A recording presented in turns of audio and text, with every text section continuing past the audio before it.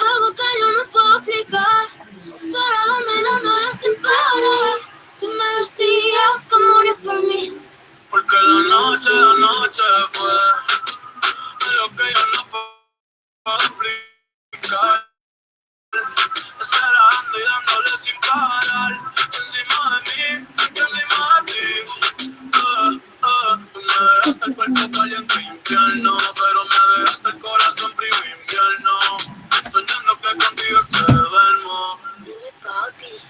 Dime, mami, esa noche quién la borra. Tú me besaste y se me cayó la gorra. Sin mucha labia, sin mucha cotorra. Cuando estoy contigo dejo que la vibra corra y que la luna no supera.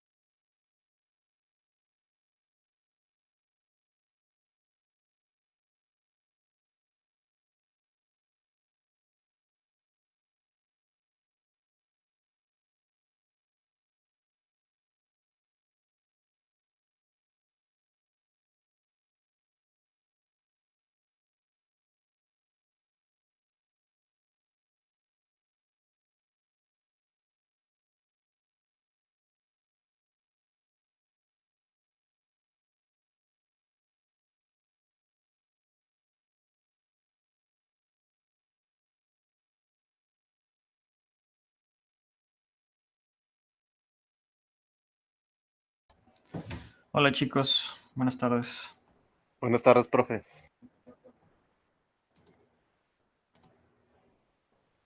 Les tomo lista. Y empezamos. ¿Qué tal sus vacaciones, profe? Muy cortas. ¿Verdad que sí, profe? Hace falta otra semana. Ay, como que hizo falta una semana más.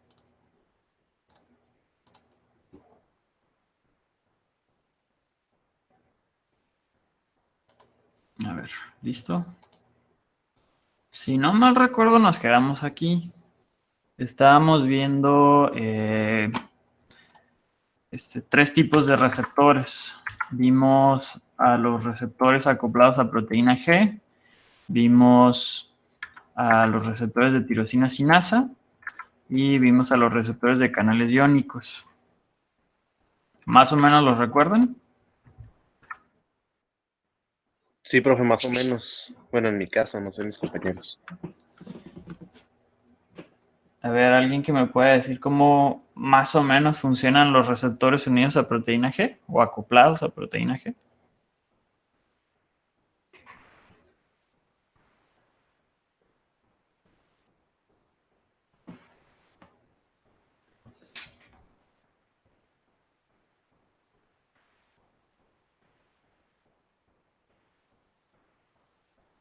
Creo que llegamos en blanco, profe.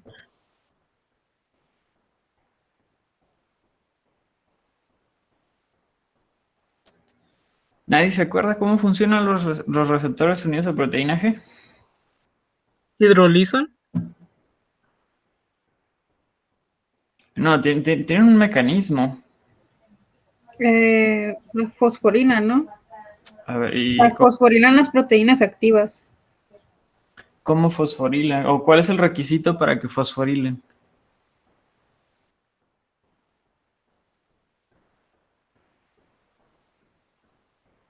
¿Y quién se fosforila a final de cuentas?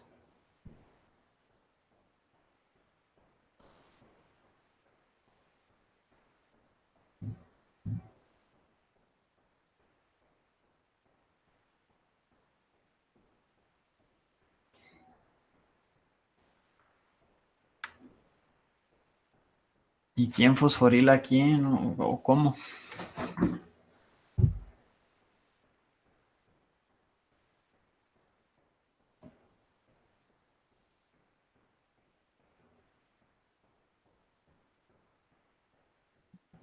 Profe, yo tengo aquí que una proteína G es con un GTP fosforilan enzimas blanco Ajá. que están inactivas y al activarse generan una respuesta celular. ¿Qué es eso? Sí, sí, sí, sí. Bueno, esa es la mitad. La primera parte de la recepción de la señal le faltó, que sería la parte en la que, pues, la proteína que está acoplada a la proteína G recibe la señal, o sea, un pequeño ligando que les habíamos llamado.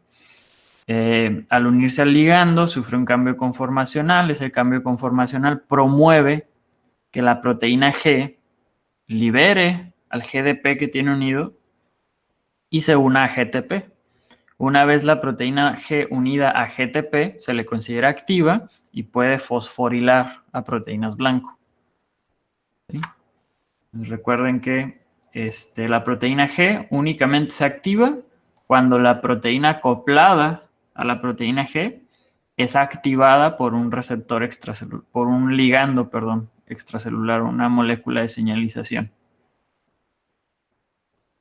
Entonces se activa, se une a GTP, unida a GTP, fosforila a proteínas blancos que generan respuestas celulares, ¿no? Y eventualmente, como esta fosforila pierde un fosfato, vuelve a quedarse como GDP y pues, se puede repetir el ciclo cuantas veces sea necesario. Las tirosina sinasa, ¿cómo funcionan? Los receptores de tirosina sinasa.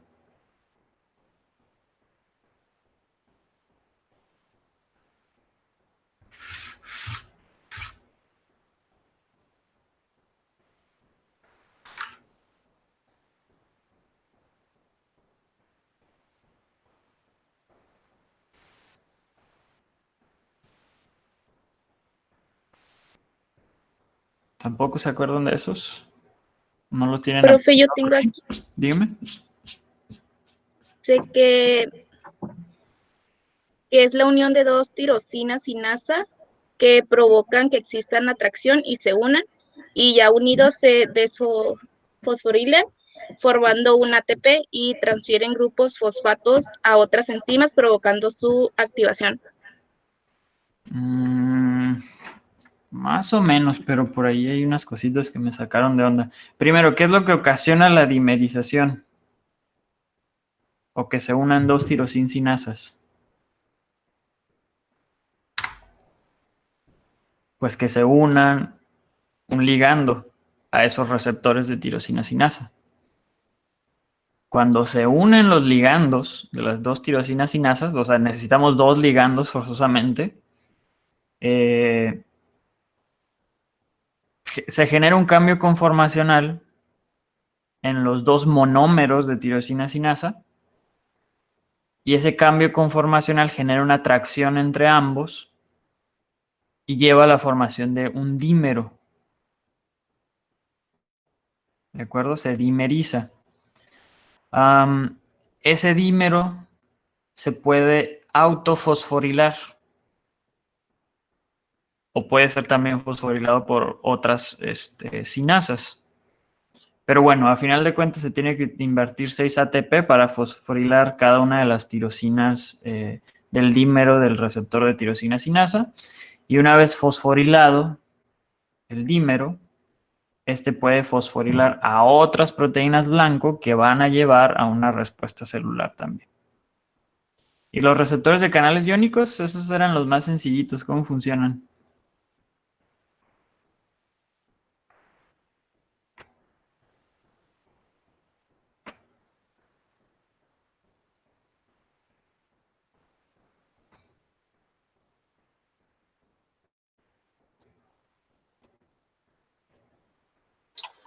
Yo tengo que actúan como una entrada cuando el receptor cambia de forma y que cuando una molécula de señal se une como ligando al receptor, la entrada permite el paso de iones específicos como sodio o calcio.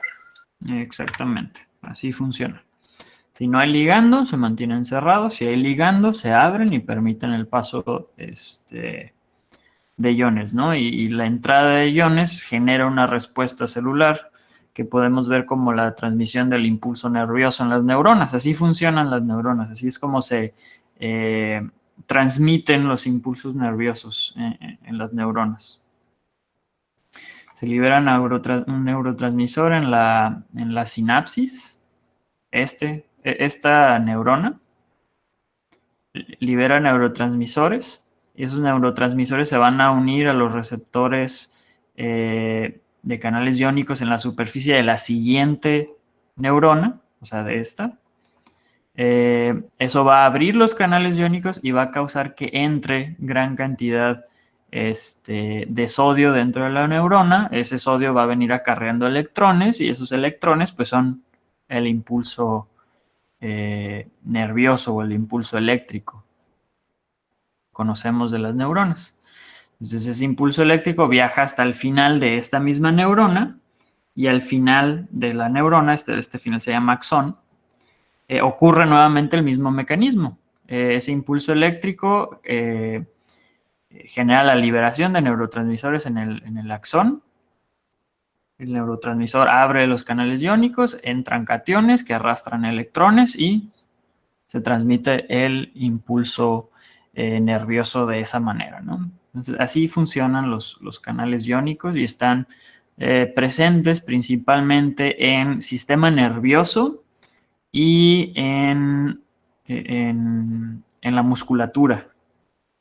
Para que exista una contracción muscular, si vieron el video que les mandé sobre la contracción muscular, habrán visto que la contracción es sumamente dependiente de canales de calcio. Pero pues no sé si lo vieron.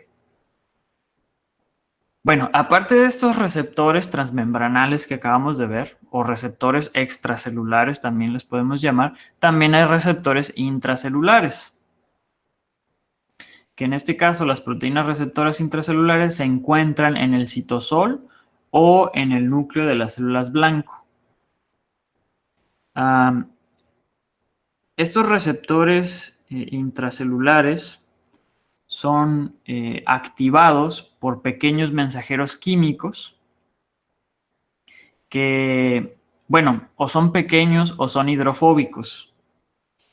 ¿Por qué? Porque esto les permite atravesar libremente la membrana celular y eso mismo les permite activar a estos receptores. Si el ligando es muy grande o es hidrofílico, no va a poder atravesar la membrana. Si no puede atravesar la membrana, pues no puede activar su receptor. Entonces, por lo general, los ligandos que son hidrofílicos o que son muy grandes tienen receptores extracelulares o transmembranales, como los que acabamos de ver. Los que son hidrofóbicos pequeños o que son hidrofóbicos o pequeños tienen receptores intracelulares. Dos ejemplos muy sencillos de este tipo de ligando receptor son las hormonas esteroideas y tiroideas de todos los animales, ¿no? Si recuerdan, las hormonas esteroideas están formados con el esqueleto del colesterol, ¿no? Entonces el colesterol es una molécula sumamente hidrofóbica que puede atravesar fácilmente la membrana celular y puede activar pues sus receptores dentro de la célula. Y pues bueno, un complejo hormona receptor activado puede actuar como un factor de transcripción encendiendo genes específicos. De hecho, así es como funcionan, por ejemplo, los esteroides anabólicos, que básicamente son testosterona, los esteroides anabólicos. Por eso generan cierto tipo de padecimientos específicamente nombres, ¿no? Lo que hacen estos esteroides anabólicos, bueno, la testosterona tiene un receptor intracelular que una vez que se une a ese receptor, el receptor activado lo que hace es comenzar la expresión de proteínas involucradas en el anabolismo, por eso también se llaman esteroides anabólicos. Y creo que ya habíamos visto la diferencia entre catabolismo y anabolismo, no sé si la recuerdan.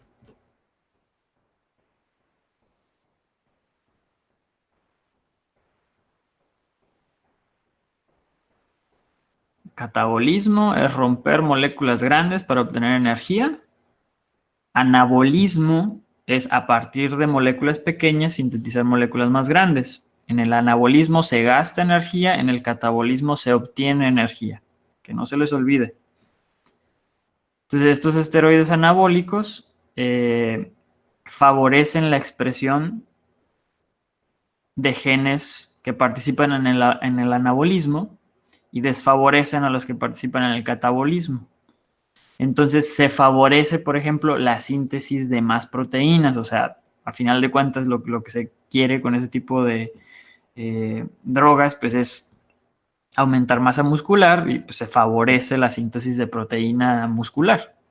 Y se desfavorece el catabolismo de esa misma proteína muscular, ¿no? Porque pues cuando necesitamos energía y no tenemos niveles óptimos de carbohidratos o de glucosa o de grasa en sangre, las células pueden empezar a degradar sus propias fibras musculares para obtención de energía.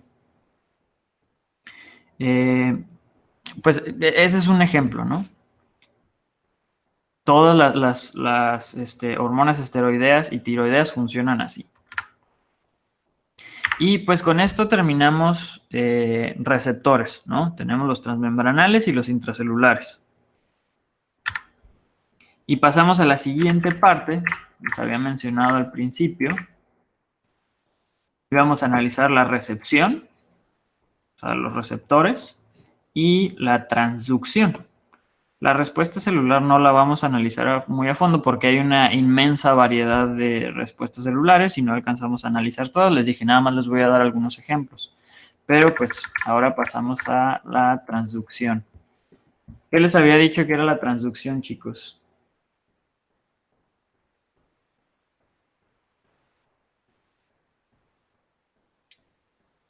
Profe, bueno, según los apuntes que tengo, nos quedamos en la recepción y dejamos pendiente transducción.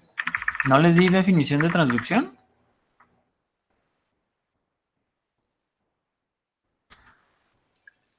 No sé si alguno de mis compañeros lo recuerde, pero yo en mis apuntes, en los que tengo de la clase, no lo tengo. Me quedé que son 3 etapas: recepción, transducción y respuesta, y solo tengo la definición de recepción. Sí, ahí nos quedamos. Faltaba la definición de transducción. Bueno, según yo sí les dije, pero aquí al final viene la definición de todas maneras. Bueno, ¿qué es la transducción de señales? Bueno, primeramente esta involucra una serie de pasos, usualmente, ¿no? No siempre, como es el caso de los receptores intracelulares. Estos por lo general van directo al núcleo y dentro del núcleo activan lo que sea que tengan que activar para generar la respuesta celular. Más adelante vamos a ver por qué se tienen que activar los genes, ¿no? Esto es información para la siguiente unidad, pero ya habíamos visto el flujo de la información genética. Les había dicho que del DNA se sintetiza el RNA y del RNA se sintetizan proteínas. Entonces, los genes no se deciden expresar mágicamente. Necesita haber factores que inducen a que se expresen ciertos genes. Se les llama por lo general factores de transcripción. ¿Por qué? Porque llevan o inducen a la transcripción del DNA. Recuerden que la transcripción era pasar de DNA a RNA y la traducción era de RNA a proteína. Por eso se les llama factores de transcripción. Entonces, la mayoría de estas cascadas de señalización, que así les podemos llamar, o también se les llama cascadas de fosforilación, que es lo que inician las tirosinas sinasas y es lo que inician las proteínas acopladas a proteína G, son cascadas de fosforilación, por lo general terminan en la activación de un gen o en la activación de la transcripción de un gen.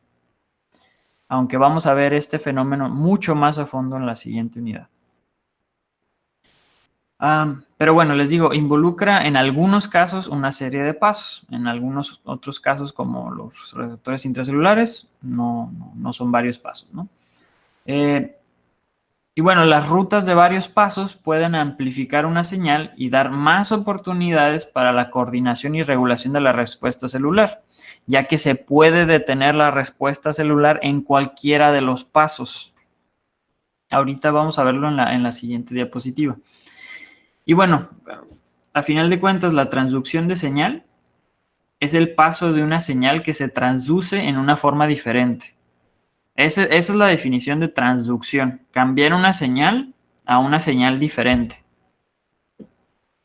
Y esto se da usualmente dando un cambio en la forma de la proteína. ¿Cómo se da un cambio en la forma de la proteína? Pues participan muchas sinasas que cuando fosforilan a otras sinasas cambian su conformación y las activan. Entonces, por eso reciben el nombre de cascadas de fosforilación. Este es un ejemplo de un receptor acoplado a proteína G. El receptor se une a su ligando. Después de unirse a su ligando, activa la proteína G. La proteína G ahora puede fosforilar a su proteína blanco, que en este caso es una sinasa. Y a esta le vamos a llamar la sinasa 1. Esa sinasa 1 fosforila a una sinasa 2. La sinasa 2, al quedar fosforilada, se activa y fosforila a una sinasa 3. La sinasa 3, al fosforilarse, se activa y puede fosforilar a una proteína que estaba inactiva, que una vez fosforilada lleva a una respuesta celular. Entonces, como son varios pasos de fosforilación, por eso reciben el nombre de cascadas de fosforilación, porque son varios pasos. Y en cada uno de estos pasos de fosforilación se puede regular la transducción de la señal. Porque, por ejemplo, si la célula encuentra por X o Y razón que no necesita de esta respuesta celular, puede detener, en caso de que cuente con el mecanismo, la cascada de fosforilación en cualquiera de estos pasos. ¿Cómo? Pues utilizando una fosfatasa. ¿Qué es lo que hacen las fosfatasas? Remover grupos fosfato. Si se activa una fosfatasa que, por ejemplo, le quita el fosfato a la sinasa 2, la cascada de fosforilación se detiene en este paso. ¿De acuerdo? Entonces, las fosfatasas detienen las cascadas de fosforilación o detienen la respuesta celular cuando ya no es necesaria. Y pues bueno, en varias rutas la señal es transmitida por una cascada de fosforilación de proteínas, es lo que les acabo de mencionar. Las proteínas sinasas transfieren fosfatos de ATP a una proteína en un proceso llamado fosforilación. Y las proteínas fosfatasas remueven los fosfatos de las proteínas en un proceso llamado desfosforilación. Quitar fosfatos se llama desfosforilación y estas detienen la cascada. Y bueno, estos dos últimos procesos actúan como interruptores moleculares, activando y desactivando actividades según sea requerido, según lo necesite la célula. Que básicamente en esta diapositiva les volví a decir lo mismo que ya les había dicho, pero pues para que lo tengan en texto en las diapositivas que les mandé en la presentación, para que lo puedan repasar. Y pues bueno, al final, esta cascada o esta transducción de la señal inicial va a llevar a una respuesta celular que por lo general lleva a respuestas nucleares. Estas rutas de transducción de señal llevan a la regulación de una o varias actividades celulares. La respuesta puede ocurrir en el citoplasma o en el núcleo, aunque les digo, usualmente ocurre en el núcleo, pero puede ocurrir también en el citoplasma. Por ejemplo, puede ser una señal que vaya dirigida hacia la mitocondria, ¿no? No siempre van dirigidas específicamente al núcleo. Y bueno, muchas rutas de señales regulan la síntesis de enzimas o de otras proteínas, usualmente activando y desactivando genes en el núcleo. La molécula final activada en la ruta de señalización, aquí me equivoqué, es de señalización, puede funcionar como un factor de transcripción. De hecho, la siguiente unidad, o el siguiente tema, perdón, es el de replicación celular. ¿Cómo es que se divide la célula? Por eso es muy importante que veamos este tema primero. ¿Por qué? Porque las células, al menos las células eucariotas o las células animales de organismos superiores o multicelulares, para dividirse necesitan recibir una señal. Todas las células de su cuerpo que se están dividiendo lo están haciendo porque están recibiendo una señal del exterior que le está diciendo a la célula divídete. Eso es lo que pasa, por ejemplo, cuando tienen una herida. Se le manda una señal química a las células que están alrededor de la herida para que empiecen a replicarse y que sustituyan a las células que murieron por la herida que recibieron. ¿Qué pasa cuando una célula se duplica o se empieza a replicar sin recibir una señal? Pues eso es muy peligroso, que una célula pierda el control de cuándo se divide y cuándo no se divide. ¿Por qué? Porque si no necesita una señal externa para dividirse, se puede dividir de manera descontrolada. Y eso es lo que lleva a la formación de tumores. Para que una célula se pueda dividir de forma descontrolada, necesita ocurrirle una serie de mutaciones en sus proteínas que regulan el ciclo celular. De esta manera se desregula el mismo ciclo celular y la célula se puede empezar a dividir sin una regulación externa. Y eso es lo que lleva a la formación de tumores malignos, la pérdida del control del ciclo celular. Pero eso es tema de la siguiente unidad. Y bueno, ¿cómo es que una señal externa le dice a la célula que se tiene que dividir? Pues aquí hay un ejemplo. Cuando ustedes se cortan, otra vez regresamos al ejemplo de la herida, las células que murieron liberan una sustancia que se llama factor de crecimiento epitelial. Ese factor de crecimiento epitelial tiene un receptor en las células que están alrededor. Cuando esas células reciben el factor de crecimiento epitelial, se activa el receptor, comienza una cascada de fosforilación que lleva a la activación de factores de transcripción dentro del núcleo y esos factores de transcripción activan la transcripción de genes específicos. Si lo que se quiere es que la célula se replique, ese factor de crecimiento activa un factor de transcripción y ese factor de transcripción activa la expresión de genes que van a participar en la división celular. Más o menos.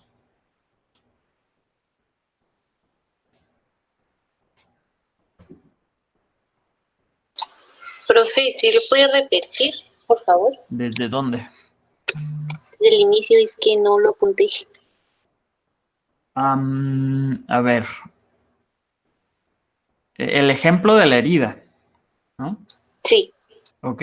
Entonces, el tejido circundante de la herida recibe un factor de crecimiento epitelial. Ese factor de crecimiento epitelial activa un receptor en las células epiteliales que rodean la herida, ¿no? El receptor activado comienza una cascada de fosforilación, que es la transducción de señal. La cascada de fosforilación lleva a la activación de un factor de transcripción en el núcleo que originalmente estaba inactivo. La cascada de fosforilación activó al factor de transcripción. Una vez activo este factor de transcripción, lo que hace es promover la transcripción de material genético o del ADN de proteínas específicas que van a participar en el ciclo celular o en la reproducción o en la división celular más bien. ¿De acuerdo? Entonces, ese factor de transcripción, mediante una cascada de fosforilación, activa la transcripción de genes que participan en la división celular.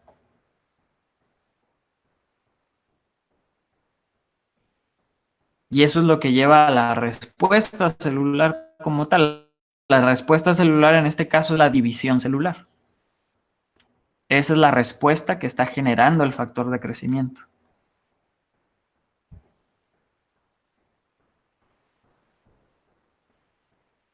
Entonces, esas enzimas o esas proteínas que participan en la división celular no se expresan a menos de que sean activadas por un factor de crecimiento. El problema es cuando se empiezan a expresar esos genes sin la necesidad del factor de crecimiento. Eso es sumamente peligroso. Al menos en organismos que desarrollan cáncer, ¿no? Pero bueno, así es como se pueden activar y desactivar genes en el núcleo, ¿no? Esto no solamente puede activar genes, también puede detener la expresión de ciertos genes. ¿De acuerdo? En un proceso, pues, un tanto similar, pero pues inverso, ¿no? En vez de activar un factor de transcripción, se inactiva un factor de transcripción, es al revés. Y bueno, la molécula final activada en la ruta de señalización funciona como, o puede funcionar como un factor de transcripción si es que la señal llega hasta el núcleo, ¿no? Otra vez, más o menos. Sí, profe. Sí, perfecto.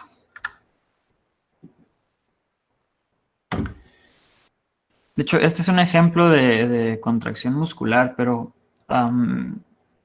el ejemplo es para que ustedes también logren identificar que existen pequeñas moléculas o iones que funcionan como segundos mensajeros. Estos participan en vías iniciadas por GPCRs, que son las proteínas acopladas a proteína G, y las RTKs, que son los receptores de tirosina sinasa, ¿no? Son las siglas en inglés. Receptor de tirosina sinasa, y este es receptor acoplado a proteína G. Estas pequeñas moléculas que son no proteicas participan como segundos mensajeros. ¿Cómo es que participan como segundos mensajeros? Pues estos mismos logran activar o generar respuestas celulares. Algunos ejemplos son el CAMP, que es adenosín monofosfato cíclico. Adenosín monofosfato cíclico. Tenemos iones como el calcio, sodio, potasio. Tenemos al diacilglicerol, que se abrevia como DAG, que se encuentra principalmente en la membrana, al igual que el inositol 3-fosfato. Entonces, en este ejemplo, tenemos a una proteína, a un receptor acoplado a proteína G, recibe su señal externa, activa la proteína G fosforila a una fosfolipasa C, esa está inactiva. Cuando se fosforila por la proteína G, se activa. ¿Qué hace una fosfolipasa? Pues corta fosfolípidos. En este caso, va a cortar un tipo de fosfolípido en específico. Fosfolípidos que están unidos a inositol 3-fosfato. Cuando lo corta de la membrana, se libera ese inositol 3-fosfato. ese inositol 3-fosfato puede unirse a canales iónicos en el sarcómero. Quedamos que el retículo endoplásmico que se especializaba en almacenar calcio se le llama sarcómero. Se encuentra principalmente en músculo estriado. ¿Cómo se permite que salga ese calcio del retículo endoplásmico o del sarcómero? Pues por la activación del segundo mensajero, que en este caso es el inositol 3-fosfato. El inositol 3-fosfato activa o abre canales iónicos. Bueno, toda la membrana del sarcómero va a estar repleta de estos canales iónicos. Y el inositol 3-fosfato los abre. Y cuando sale el calcio del sarcómero, esto es lo que genera la respuesta celular en el músculo estriado. La respuesta celular es la contracción muscular. ¿Cómo se genera la contracción muscular? Pues les recomiendo mucho que vean el video que les mandé. Pero este es más o menos el proceso, o es muy similar el proceso a cómo se activa la contracción muscular, ¿no? Pero bueno, aquí lo importante en esta diapositiva es que ustedes sepan que existen estos segundos mensajeros, que no son proteínas y son moléculas pequeñas, ¿de acuerdo? Entonces, el ligando inicial es el primer mensajero y estas moléculas pequeñas son los segundos mensajeros, ¿de acuerdo? No se les olvide. Entonces, también tenemos receptores para segundos mensajeros. ¿Me preguntaron algo o levantaron la mano? Si me preguntaron algo, ¿me pueden decir qué preguntaron? Mi compañero Bismarck levantó la mano, profe.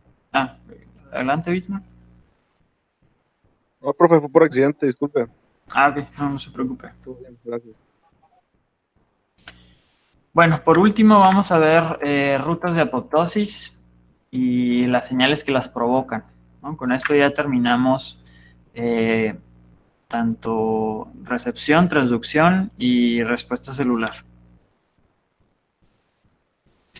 Que bueno, la apoptosis a final de cuentas es una respuesta celular. Y bueno, en la apoptosis están sumamente involucradas unas proteínas que se llaman caspasas. ¿Qué son las caspasas? Son proteasas, o son las proteasas más bien principales que llevan a cabo la apoptosis. Y bueno, la apoptosis puede ser desencadenada ya sea por señales internas o señales externas. Por ejemplo, por ligandos extracelulares de señalización de muerte, por daño al ADN en el núcleo, por mal plegamiento de proteínas en el retículo. Hay una infinidad de razones por las que se puede generar una señal de apoptosis, ¿no? Si ustedes, por ejemplo, espero que no, pero si fueron a la playa en estas vacaciones y se asolearon mucho y no se pusieron bloqueador, o si alguna vez les ha pasado, se habrán dado cuenta que su piel pues, se pone sumamente roja y les empieza a doler, pero no es exactamente al momento, ¿no? Pasa unas cuantas horas después de que se empiezan a exponer al sol. ¿Por qué pasa eso? ¿Por qué aparentemente se están quemando cuando en realidad el sol no llega a una temperatura para quemarles la piel? Lo que pasa es que la radiación ultravioleta del sol daña al ADN de sus células epiteliales. La radiación ultravioleta genera algo en el ADN que se llama dímeros de timina. La timina en el ADN se dimeriza, así como los dímeros de receptores de tirosina sinasa, pues la timina también se dimeriza, y se dimeriza por acción de la radiación ultravioleta. Entonces, cuando la célula identifica esos dímeros de timina, dice, ah, caray, ¿qué está pasando aquí? Mi ADN está dañado. Entonces, la célula, al identificar que su ADN está dañado, tiene dos opciones. O lo reparo, o entro en apoptosis para que si ocurrió una mutación en mi ADN, no me vaya a convertir en una célula tumoral. Por eso la radiación ultravioleta, por eso exponerse al sol por tiempos prolongados sin ningún tipo de protección puede llevar al desarrollo de cáncer, ¿no? Es sumamente común. De hecho, es el tipo de cáncer más común, el cáncer de piel, pues porque siempre estamos en contacto constante con el sol. Pero bueno, les digo, tiene dos opciones. La célula tiene mecanismos para reparar esos dímeros de timina, pero están limitados. No pueden reparar todos los dímeros de timina. Entonces, mientras más tiempo se estén expuestos al sol, a la radiación, más dímeros se van a formar y menos los va a poder reparar la célula. Cuando la célula identifica que ya no puede reparar el DNA, genera señales que le dicen a la célula que tiene que entrar en apoptosis. Dice, ya no puedo reparar el daño, necesito entrar en apoptosis para no generar un daño más grande. Y por eso les empieza a doler la piel, porque literal sus células están muriendo. Y por eso se genera la inflamación también. ¿Por qué? Porque sus células están muriendo, entonces llega el sistema inmune a fagocitar a las células que están muriendo. Otra forma en la que las células pueden entrar en apoptosis, esa es una forma interna, ¿no? La célula detecta un daño interno, detecta un daño al ADN, genera una señal de que tiene que entrar en apoptosis. También puede haber ligandos extracelulares o señales externas que le dicen a la célula que entra en apoptosis. Por ejemplo, cuando una célula del sistema inmune detecta a una célula propia que ha sido infectada por un virus o que está modificada o que es tumoral, la célula del sistema inmune, al detectar esa diferencia o al detectar esa discrepancia, le podríamos decir, le manda una señal a esa célula de que entre en apoptosis. Así es como el cuerpo combate las infecciones virales y como en algunos casos logra el cuerpo superar al cáncer, ¿no?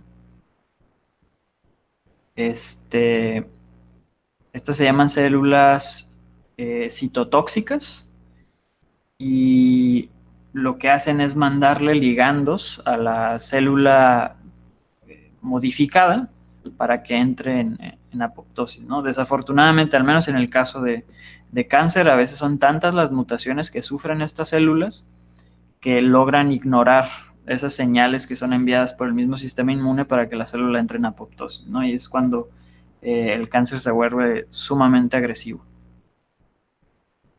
Bueno, otro ejemplo de daño interno es el mal plegamiento de proteínas. Esto ocurre, por ejemplo, en la diabetes, especialmente en la diabetes tipo 1, en la que la célula, por una razón todavía desconocida, no logra plegar de manera correcta a la insulina dentro del retículo endoplásmico, y esta se empieza, pues, a agregar. Y esa agregación genera lo que conocemos como estrés de retículo endoplásmico. Y ese estrés de retículo endoplásmico, si es muy grande, pues lleva nuevamente a la apoptosis, a la muerte de la célula. Es lo que pasa en la diabetes tipo 1, ¿no? Las células del páncreas que se dedican a producir insulina, todas mueren. Se llaman células beta pancreáticas. Todas mueren, entonces estas personas son insulinodependientes para toda la vida. En la diabetes tipo 2 es algo bastante diferente, es multifactorial. O sea, hay muchos factores que llevan a la aparición de la diabetes tipo 2, ¿no? La diabetes tipo 1 es mucho más sencillo el mecanismo por el que aparece, ¿no? La diabetes tipo 2 es mucho más complicado. Pero bueno, esos son ejemplos, ¿no? De por qué la célula puede entrar en apoptosis y cómo es que entra en apoptosis. Y bueno, esta misma apoptosis es fundamental para diferentes procesos, como el remodelado durante el desarrollo embrionario. Cuando se está desarrollando el embrión, los dedos se generan con zonas interdigitales, como las que ven A ver, ¿qué tendría zonas interdigitales como las ranas? Las patitas de las ranas. Son esas como membranitas que están entre los dedos. Esas son zonas interdigitales. Nosotros también las tenemos, pero únicamente durante el desarrollo embrionario y se eliminan por apoptosis durante el mismo desarrollo embrionario. Me parece que hay personas en las que no se lleva a cabo de manera adecuada esta apoptosis y pueden llegar a nacer con zonas interdigitales, pero bueno, se puede remover en procesos estéticos. Pues todo el desarrollo de órganos y sistemas bueno, más bien en todo el desarrollo de órganos y sistemas es fundamental la apoptosis. Por ejemplo, las neuronas, ya sean del sistema nervioso central o periférico, cuando no llegan a establecer ningún contacto con otra célula, con otra neurona, o sea, no forman una sinapsis, a eso se le llama la unión de una neurona con otra neurona, sinapsis. Si no forman esa sinapsis, esas células mueren por apoptosis. ¿Por qué? Porque no están cumpliendo ninguna función y no son necesarias. Y en el caso de los linfocitos T, que son células de su sistema inmune, que puede que conozcan como células blancas de la sangre,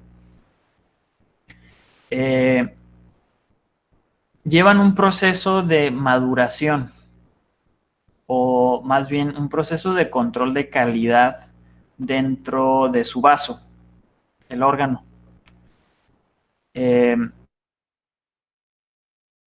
Todos los linfocitos T son producidos en la médula, dentro de sus huesos. Y una vez que salen de la médula, viajan hacia el vaso. Y dentro del vaso, les digo, llevan a cabo, o se lleva a cabo sobre ellos mismos un proceso de control de calidad, en el cual esos linfocitos son expuestos a antígenos propios o a secuencias de proteínas que son propias. Si logran reconocer alguno de esos antígenos propios, se induce la muerte de ese linfocito T. ¿Por qué? Porque si llegara a salir a circulación, ¿qué va a pasar si reconoce un antígeno propio? Pues va a empezar a matar a células propias, ¿no? Y ahí es cuando se generan problemas que llamamos problemas autoinmunes. Por ejemplo, un ejemplo típico es la artritis reumatoide, en la que los linfocitos o el mismo sistema inmune está reconociendo la articulación como algo que no es propio y lo empieza a atacar y lo empieza a destruir y pues se pierde la articulación por completo y se pierde la movilidad en la misma articulación. Entonces, por eso es muy importante ese proceso de maduración de las células del sistema inmune dentro del vaso. Otro ejemplo de padecimientos autoinmunes es el lupus, ¿no? Que es de los más conocidos. También es importante la apoptosis para el mantenimiento de la homeostasis celular, para un equilibrio entre la división y la muerte celular.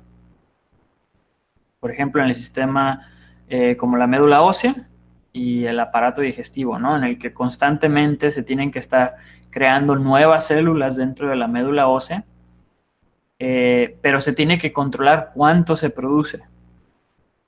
No se puede estar produciendo sin control. De hecho, una hormona que se produce en las glándulas suprarrenales, en los riñones, se llama eritropoyetina, se sintetiza ahí, viaja al hueso, y esa eritropoyetina es como un factor de crecimiento para el desarrollo de nuevos eritrocitos, que son las células rojas de su sangre. Sin esa eritropoyetina, las células de su médula no producen células rojas, ¿no? Entonces es la forma en la que se controla la cantidad de células rojas que necesita el cuerpo, ¿no? También es sumamente importante en la defensa contra patógenos. Esto ya se los había mencionado, ¿no? Cuando una célula es infectada por un virus, pues va a empezar a producir proteínas virales. Esas proteínas virales, eventualmente la célula las va a desplegar en la superficie. Y esas proteínas virales pueden ser identificadas por células del sistema inmune. Si el sistema inmune llega a identificar una secuencia que no es propia, le manda una señal a la misma célula para que entre en apoptosis. De esa manera la célula infectada muere. Por eso cuando, por ejemplo, traen una infección viral en la garganta, pues les empieza a doler la garganta. No es por el virus como tal, es porque sus células de la garganta están muriendo. Están muriendo por dos razones, porque el virus las está reventando y porque el mismo cuerpo, las mismas defensas del cuerpo le están diciendo a esas células que entren en apoptosis. Por eso se enrojece la garganta y se inflama, ¿no? Si no ocurriera la apoptosis, ¿qué es lo que pasaría entonces? Si no ocurriera la apoptosis, ¿qué pasaría?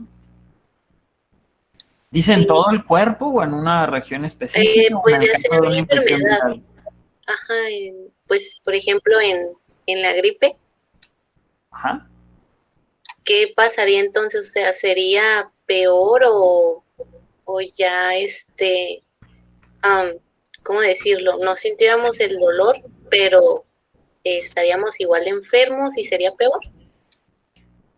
Si no se le dice a la célula que entre en apoptosis, ¿qué va a pasar? El virus se va a seguir dividiendo de manera descontrolada. ¿Por qué? Porque la célula no se va a morir. El virus puede seguir usando a la célula para seguir produciendo y produciendo y produciendo y produciendo más virus. Y ese virus va a seguir infectando e infectando e infectando más células. Y no va a haber nada que lo controle. Entonces Pero van a... nosotros no ¿Mande? sentiríamos como, por ejemplo, en gripe, ¿no sentiríamos eso? Ok, les dije que las células están muriendo por dos razones, porque el virus está matando a la célula porque las revienta y porque el mismo sistema inmune también las puede identificar y les puede decir que entren a apoptosis. Entonces las células van a seguir muriendo. Si el sistema inmune no... De hecho, eso es lo que pasa en pacientes inmunosuprimidos, ¿no? En personas que tienen, por ejemplo, VIH. Como si su sistema inmune no está respondiendo a un agente patógeno externo. ¿Qué pasa? Pues el agente patógeno puede hacer lo que se le pegue la gana, sin ningún control. O sea, un virus se puede seguir replicando de manera, pues, totalmente descontrolada hasta que infecta a una gran cantidad de células que eventualmente va a matar. ¿Y qué le pasa al paciente? Pues el paciente desafortunadamente muere, ¿no? Los pacientes de VIH no mueren por VIH, mueren por infecciones que adquieren por el mismo VIH que padecen. Cuando no es controlada la enfermedad, ¿no? Si es controlada, su sistema inmune es pues, igual que el de nosotros, ¿no? Entonces, nada más era un ejemplo para decirles por las dos razones por las que se inflama el tejido. Se inflama porque el mismo sistema inmune está combatiendo la infección y por la misma infección. ¿Qué pasaría si el sistema inmune no controla la infección? Pues la infección se va a descontrolar y va a afectar a un gran número de células hasta que lleve a la muerte del paciente.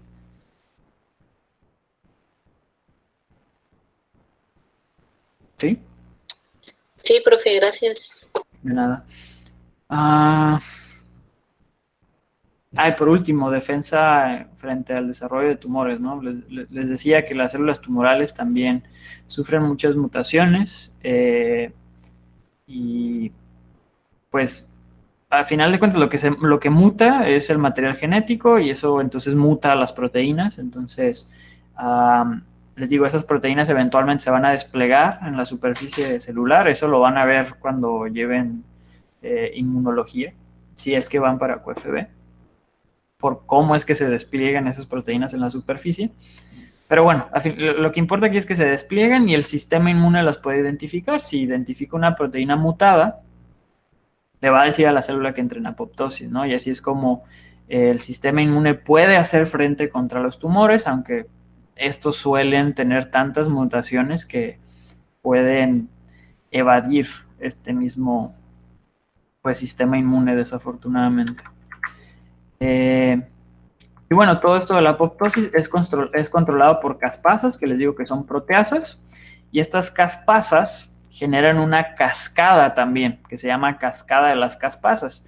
Una vez que se activa la primera caspasa en la cascada, por un factor ya sea interno o externo, comienza una cascada de caspasas que va a llevar a la muerte celular, ¿no? Y estas caspasas están intrínsecamente relacionadas con la mitocondria. A final de cuentas, la mitocondria como tal es la que regula principalmente la apoptosis, ¿no?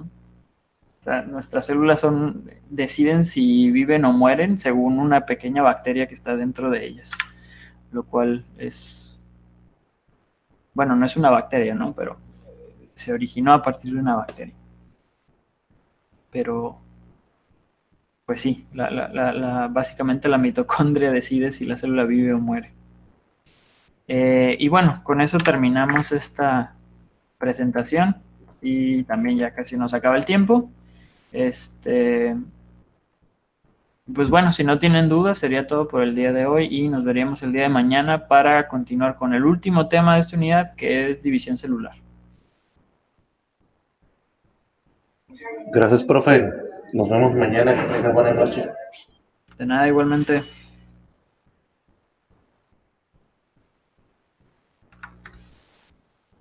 Gracias, profe. De nada.